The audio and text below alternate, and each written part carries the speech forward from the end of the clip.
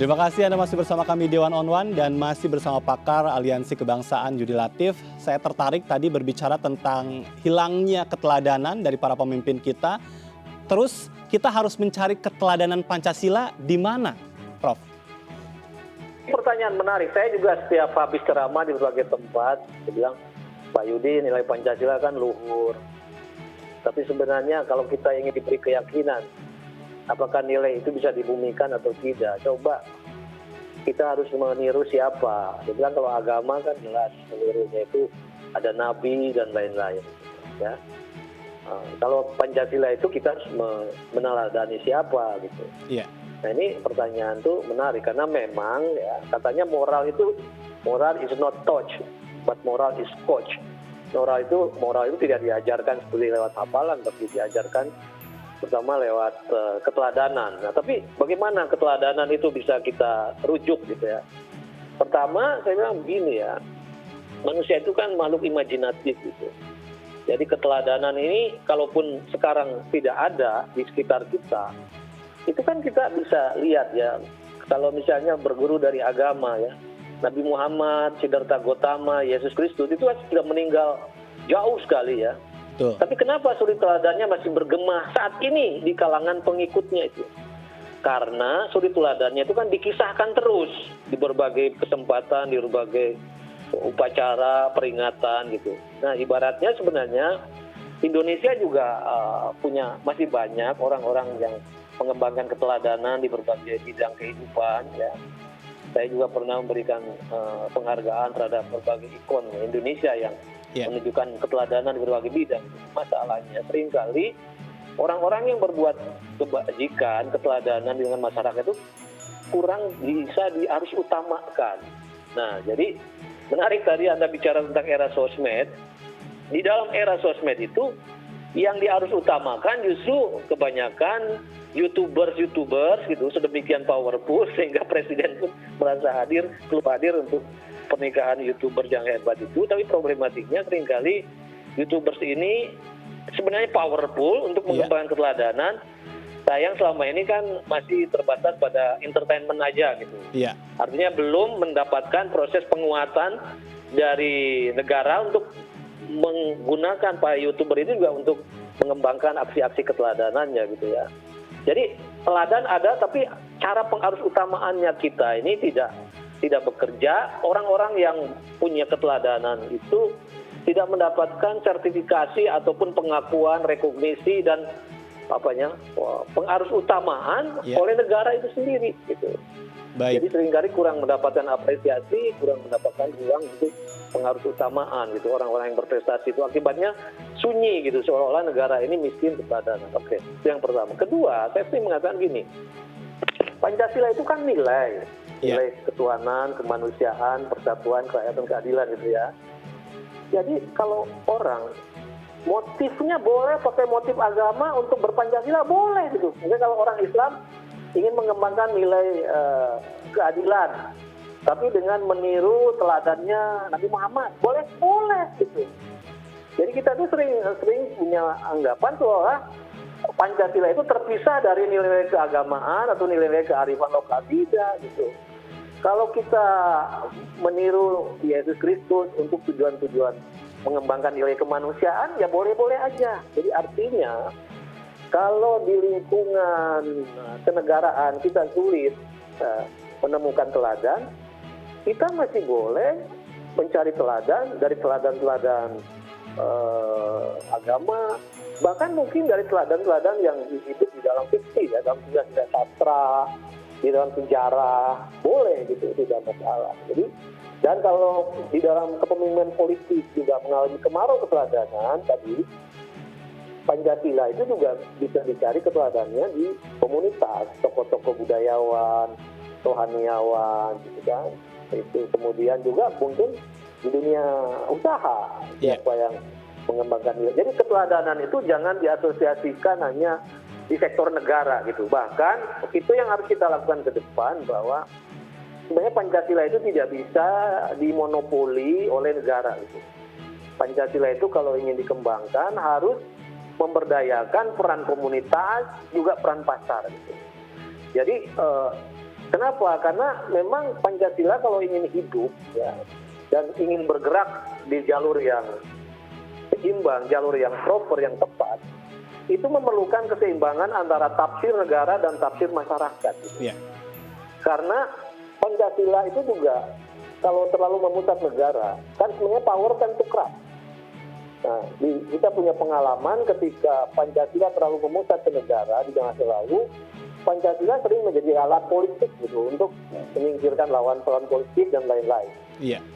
Untuk itulah kita juga perlu mengembangkan nilai Pancasila itu atas dasar keteladanan, atas dasar komitmen kesukarela yang tumbuh dari tokoh-tokoh masyarakat gitu. Nah, tokoh-tokoh masyarakat juga punya peran nanti supaya di dalam proses perjumpaan antar komunitas di masyarakat, mereka mengembangkan nilai-nilai Pancasila atas dasar kesukarelaan tanpa paksaan dari atas, itu membuat nilai Pancasila itu diterima oleh masyarakat lebih pada sukarela gitu. Kalau diterima sebagai sukarela, berarti itu menjadi kepentingan bagi satu mengembangkan masyarakat yang majemuk, maka kemudian ikatannya itu lebih kuat dan internalisasinya itu lebih menghunjam dalam karena dianggap itu lewat proses-proses tanpa paksaan, lewat sukarela. Nah, kemudian dari situ kelompok masyarakat bisa melakukan penilaian atas jalannya pemerintahannya. Apakah jalannya pemerintahan sudah sesuai dengan Pancasila atau tidak gitu. Yeah. Jadi harus ada keseimbangan checks and balances antara pengembangan Pancasila di sektor masyarakat dan pengembangan Pancasila di sektor negara. Negara penting juga perannya untuk melakukan monitoring terhadap penyelenggaraan pengembangan Pancasila sektor masyarakat karena kelompok masyarakat juga kan berbeda-beda. Yeah. Jangan sampai ketika masyarakat komunitas tertentu mengembangkan nilai Pancasila keluar dari jalur konsensus bersama gitu kan. Nah, sebaliknya negara juga perlu ya monitoring dari masyarakat supaya jalannya pemerintahan itu on the right track sesuai dengan nilai-nilai Pancasila. Jadi kita memerlukan satu mentalitas baru bahwa mengembangkan Pancasila itu tidak harus memusat pada negara dan otomatis teladannya itu tidak otomatis yang Pancasila itu harus aparatur negara. Iya, jangan sampai tafsir Pancasila itu diorientasikan kepada siapa yang berkuasa begitu ya? Betul, betul. Baik, tapi kembali ke yang tadi, keteladanan. Artinya bahwa memang kita masih banyak sekali belum cukup untuk bisa mengarus utamakan role model. Nah, bagaimana dengan siklus di dunia pendidikan itu sendiri? Pancasila dalam dunia pendidikan, apakah Anda sendiri melihat arus utamanya sudah terasa atau sama sekali juga hilang arah di pendidikan?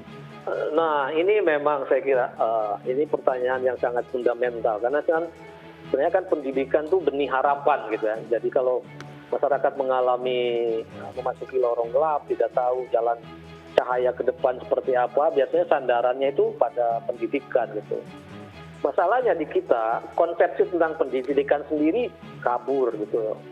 Jadi kita seperti belingsatan ya selalu menyesuaikan dengan tren perkembangan zaman dengan melupakan hakikat pendidikan itu sendiri. Jadi misalnya sekarang kesibukan rejim pendidikan hanya sibuk bicara industri 4.0, bagaimana orang punya melek digital gitu, tanpa menjangkarkan itu pada hakikat pendidikan itu sendiri. Padahal sepanjang sejarah umat manusia, zaman boleh berganti, teknologi boleh berubah, tapi hakikat pendidikan tetap konstan. Seperti kata Ki Hajar Dewantara, pendidikan itu pada dasarnya adalah proses belajar menjadi manusia seutuhnya dengan belajar dari kehidupan panjang hidup ya. Iya. Jadi pertama-tama pendidikan itu harus merupakan proses pemanusiaan manusia. Dan dasar pemanusiaan manusia itu yang membuat manusia beda dengan binatang, dengan simpanse, karena manusia bisa mengembangkan nilai-nilai etika, nilai-nilai spiritualitas, nilai-nilai estetika gitu. Jadi kalau masyarakat ingin beradab, artinya tidak berkembang, politiknya tidak berkembang atas dasar perilaku kebinatangan, itu pendidikan pertama-tama adalah pendidikan nilai gitu. Iya. Jadi syarat pertama pemanusiaan itu pendidikan nilai. Yang membuat manusia beda dari binatang itu karena manusia mampu mengembangkan nilai, ya, pandangan dunia, nilai-nilai moralitas, etika, spiritualitas, estetika. Gitu. Nah, faktanya di kita pendidikan nilai itu dianggap pelengkap penderita. Gitu. yang nggak pendidikan itu selama ini ya pengajaran-pengajaran yang namanya explicit knowledge. Ya. Iya. Pelajaran calistung, pelajaran baca, tulis, hitung, kemudian pelajaran menghafal, pelajaran-pelajaran matematika, fisika, kimia. Jadi dalam knowing aja, dalam mengetahui gitu. Seringkali kemudian pendidikan nilai seperti Pancasila atau apa, ya dianggap ya itu seperti Quran yang sudah rusak, mau dibuang takut dosa, tapi dibaca juga udah gak baca. Padahal itu fundament dari pendidikan. Bahkan di era disrupsi teknologi, justru ketika hal-hal teknis yang bisa didigitalisasi itu bisa dikerjakan mesin, justru pendidikan yang hal-hal yang tidak bisa didigitalisasi itu makin fundamental. Apa yang tidak bisa didigitalisasi? Itu nilai, etika, imajinasi, itu penting. Dan teknologi kan tidak selalu membawa manfaat, karena juga selalu ada aspek negatif. Dan kalau teknologi itu ingin berfungsi, jadi misalnya nih anak-anak memiliki kecakapan. Saya percaya, saya tidak meragukan kemampuan anak-anak Indonesia untuk memiliki kecakapan teknis. Ya, buktinya anak-anak itu tidak diajarkan gadget, bisa sendiri. Bahkan saya ini tadi agak pusing dengan teknologi gitu ya, gaptek gitu. Tapi anak-anak saya tidak diajari, bisa sendiri. Jadi kalau penguasaan teknis, anak-anak Indonesia nggak usah khawatir. Baik. Karena pada dasarnya anak-anak Indonesia mampu mengikut tren yang baik gitu ya. Iya.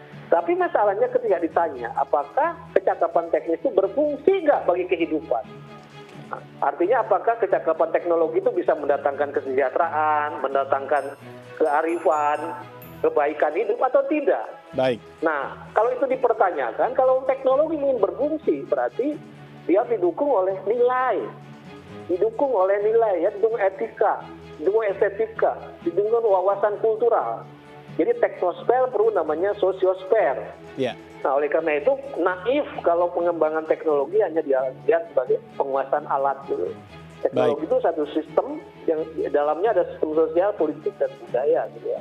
Jadi pertama itu, jadi pendidikan selama ini kehilangan basis nilai, padahal tanpa nilai manusia makin pinter, tapi pinternya jadi minteri. Seperti kata Aristoteles, mendidik pikiran tanpa mendidik hati itu bukan pendidikan sama sekali. Mereka hanya melahirkan iblis yang pintar kan gitu. Iya. Ini menarik begitu ya. Kalau tadi demokrasinya, demokrasi yang dijalankan tidak sesuai dengan ucapan. Sekarang pun bicara tentang pendidikan, rasanya masih sama ungkapan kita, masih jauh panggang dari api begitu ya. Betul. Baik, ada satu segmen lagi nanti kita akan lanjutkan. Kita jeda terlebih dahulu. Pemirsa jangan kemana-mana, One on One akan segera kembali.